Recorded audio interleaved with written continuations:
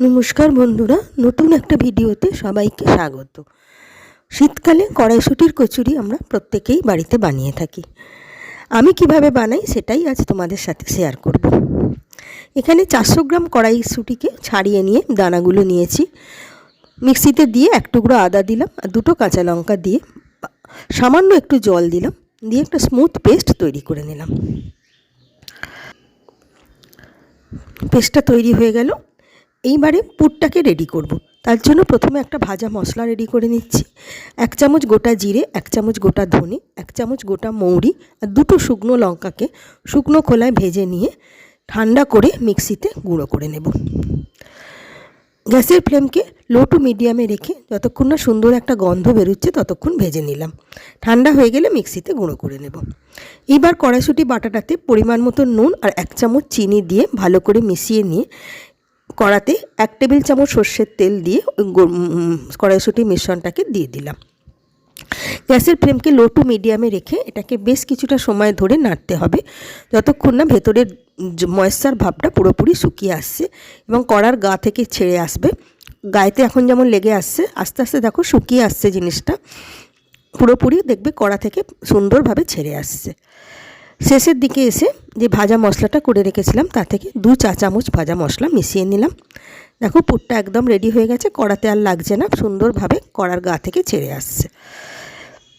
এবারে এটাকে পুরোপুরি ঠান্ডা করে নেব। তারই মধ্যে আমি ময়দাটাকে মেখে নিচ্ছি। পরিমাণ মতন ময়দা নিয়ে দিলাম স্বাদ মতন নুন আর 3 চা চামচ সাদা তেল ময়নের জন্য। লুচি করলে আমরা যেরকম ময়ন দিয়ে থাকি সেই পরিমাণে ময়ন দিলেই চলবে। এবার অল্প অল্প করে জল দিয়ে একটু শক্ত করে ময়দাটাকে মেখে নেব, খুব নরম করে নয়। ভালো করে হাতের সাহায্যে ঠেসে ঠেসে ময়দাটাকে টাইট করে একটু মেখে নিলাম।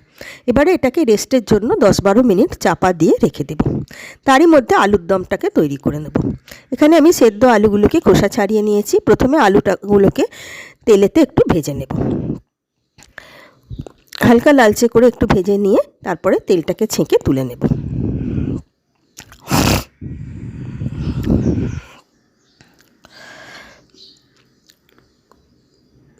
লালচে হয়ে যেতে একটু তুলে নিলাম। এইবারে ওই তেলেতেই দিয়ে দিলাম 1 পিঞ্চ মতন হিং, দুটো ছোটো এলাচ, 1 টুকরো দারচিনি, একটা তেজপাতা। ফোড়নটাকে একটু ভেজে নিলাম, নিয়ে এবারে দিলাম 1 চা চামচ মতন গ্রেট করা আদা। আদাটাকেও একটু কাঁচা গন্ধটা চলে যাওয়া পর্যন্ত ভেজে নিলাম। এবারে একটা বড় সাইজের টমেটোকে ছোট ছোট করে কুচিয়ে দিয়ে দিলাম। টমেটোটা তাড়াতাড়ি যাতে নরম হয়ে যায় তাই দিয়ে দিলাম পরিমাণ মতন নুন।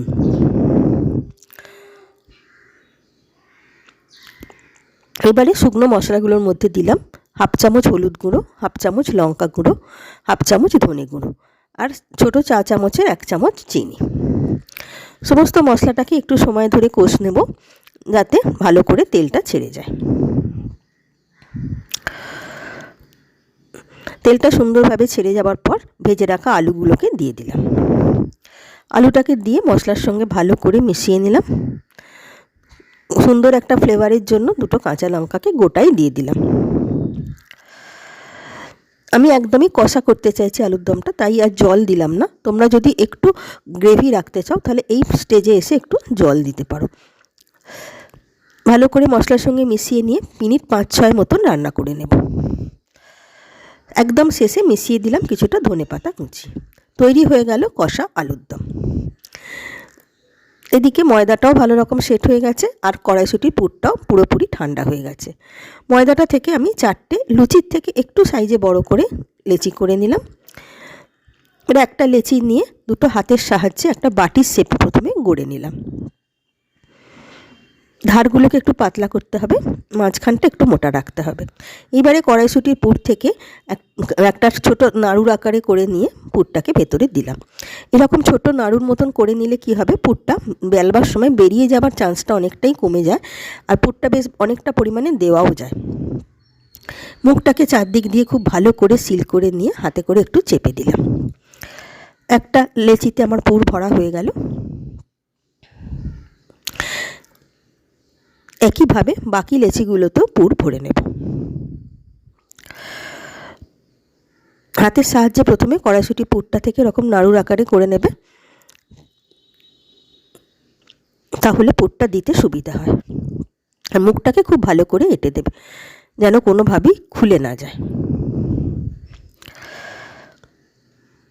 একে একে 4টে লেচিতেই আমার পুর ভরা হয়ে গেল। সামান্য একটু পুর রয়ে গেল, আরও গোটা 2 মতন হবে।